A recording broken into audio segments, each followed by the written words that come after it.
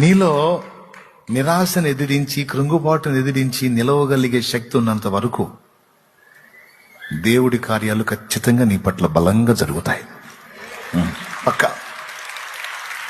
దానికి గాని నువ్వు స్థానం ఇచ్చి బలహీన పడ్డావా, రాజీ పడ్డావా, అవుట్. దేవుడిచ్చేవి చాలా కోల్పోతావు. స్పిరిచువల్ లైఫ్లో నిలవలేకపోతున్నావు అనుకుందాం.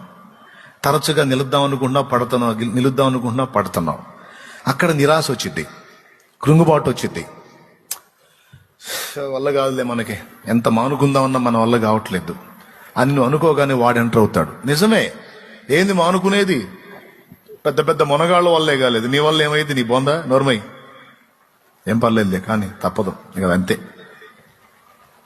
అని ఆ పాపంతోనో ఆ బలహీనతతోనో మ్యారేజ్ చేసేస్తాడు వాడు. ఏం చేస్తాడు? మనకు మ్యారేజ్ చేసేస్తాడు. మ్యారేజ్ చేయటువంటి అర్థం ఏంటో తెలుసా? ఎక్కడో ఉన్న ఒక వ్యక్తిని మనకు తెచ్చి పెళ్లి చేశారంటే ఇక అది మనతో పాటు పురుషుడైనా స్త్రీ అయినా జీవితాంతం కంటిన్యూగా కొనసాగుతుందని అర్థం. అయ్యలారా, ఏ బలహీనత అయితే నిన్ను ఓడగొడుతుందో దాని మీద నువ్వు యుద్ధం మానుకుంటే మ్యారేజ్ అయిపోయింది. సైతాన్ గడి దగ్గరుండి చేస్తాడు ఆ పాపంతో నీకు. కాబట్టి మనం ఎట్టుండాలి? గెలవలేవులే, నీ వల్ల కాదులే, నువ్వు జయించలేవులేని వాడంటే బలహీనుడి కావచ్చు, కానీ నా దేవుడు బలహీనుడు కాదు కదా.